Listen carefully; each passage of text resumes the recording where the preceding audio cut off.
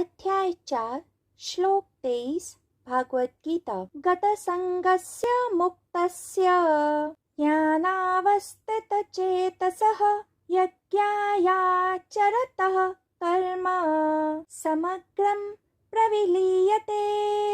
अनुवाद: जिसकी आसक्ति नष्ट हो गई है, जिसका चित्त निरंतर मुक्ति के ज्ञान में स्थित है, केवल यज्ञ संपादन के लिए कर्म करने वाले उस मनुष्य के संपूर्ण कर्म विलीन हो जाते हैं। व्याख्या: इस श्लोक में योगेश्वर श्री कृष्ण जागरूक मनुष्य के आवश्यक गुणों का वर्णन करते हुए कह रहे थे कि ऐसे मनुष्य जो आसक्ति रहित हों, स्थित चित्त हों तथा कर्म को यज्ञ के समान करते हों, उन्हीं के कर्म नष्ट होते हैं।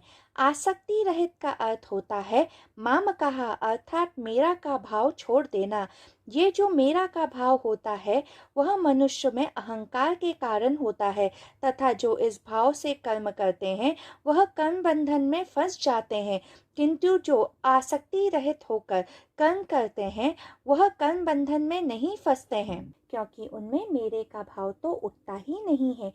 जो मामकः से ऊपर उठ जाते हैं उनका जीवन यज्ञ सा पवित्र हो जाता है। ऐसा मनुष्य शून्य की तरह हो जाता है। हमें स्मरण रखना चाहिए कि मामकः अर्थात मेरे का भाव वही छोड़ सकते हैं जिसमें मैं का भाव न हो। इस मैं के बंधन की रचना मनुष्य ने स्वयं के मन में रची है।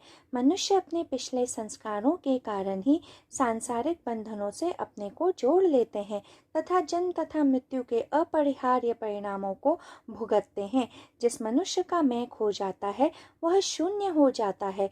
जो शून्य हो जाता है वह कोई कर्म बंधन में नहीं फंसता है। इस श्लोक में योगेश्वर श्री कृष्ण ने पिछले 5 श्लोकों के निष्कर्ष का सारांश करते हुए कहा कि ज्ञान अग्नि हमारे द्वारा संचित कर्मों के ढेर को जला देती है, किंतु आवश्यक यह है कि हम कर्म निस्वार्थ भाव से करें।